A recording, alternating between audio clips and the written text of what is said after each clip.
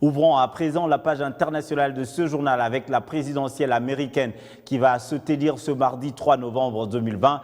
Mike Pence, le colistier de Donald Trump, est ce soir sous le feu de projecteurs. Ce chrétien conservateur et républicain joue un rôle d'appui à la présidence américaine de cette année. Son personnage est décrit dans ce reportage. Depuis l'annonce que Mike Pence sera le colistier de Trump, l'ancien gouverneur de l'Indiana lui a offert un soutien sans faille. Donald Trump comprend, et il comprend le peuple américain. Pence a joué un rôle d'appui en arrière-plan, explique cet historien de la vice-présidence. Il l'a conseillé, il a travaillé avec le Congrès comme une sorte de liaison législative.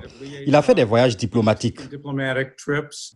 Après que le virus a commencé à balayer le pays fin janvier, Pence a commencé à présider le groupe de travail de la Maison-Blanche sur le coronavirus, soumettant parfois des propositions politiques controversées. Nous pensons que nous pouvons rouvrir les écoles en toute sécurité. Le risque pour les enfants est très faible. Les vice-présidents n'ont pas toujours joué un rôle actif. En tant que vice-président, Lyndon Johnson avait été éclipsé par le président John Kennedy. Mais les analystes disent que cela a changé au cours des dernières administrations. La vice-présidence, je pense, a vraiment changé, à commencer par l'administration Carter Mondale, où le vice-président est devenu un conseiller général et un dépanneur pour le président. Et ce schéma de base a été suivi par tous les présidents depuis lors, avec quelques variations. Beaucoup considéraient le vice-président Dick Cheney comme le moteur de la politique étrangère et de la sécurité nationale du président George W. Bush. Je pense qu'il était assez clair que Donald Trump ne voulait pas d'un Dick Cheney comme vice-président. Vous obtenez le vice-président que vous voulez et lui attribuez les tâches que vous voulez. Et Trump ne voulait clairement pas de quelqu'un qui exercerait ce genre d'autorité et avec qui il partagerait l'affiche.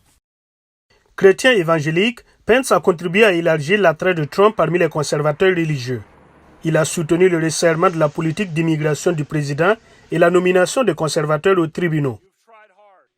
Il a adopté une ligne plus dure à l'égard de la Russie, mais il s'est rarement distancé de Trump, comme lorsque Pence s'est opposé au candidat au Sénat Roy Moore de l'Alabama, qui avait été accusé d'inconduite sexuelle.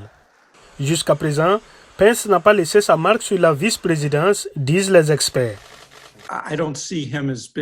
Je ne le vois pas comme étant aussi distingué ou aussi impressionnant que la plupart des autres vice-présidents de l'un ou de l'autre parti.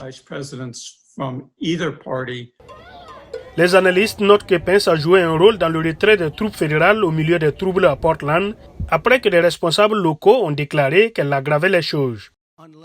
En public, toujours fidèle à son patron, restant souvent en arrière-plan, on ne sait pas quel impact Pence a eu dans les coulisses, ou quelle différence il fera lors des élections que la plupart des analystes considèrent comme un référendum sur Trump.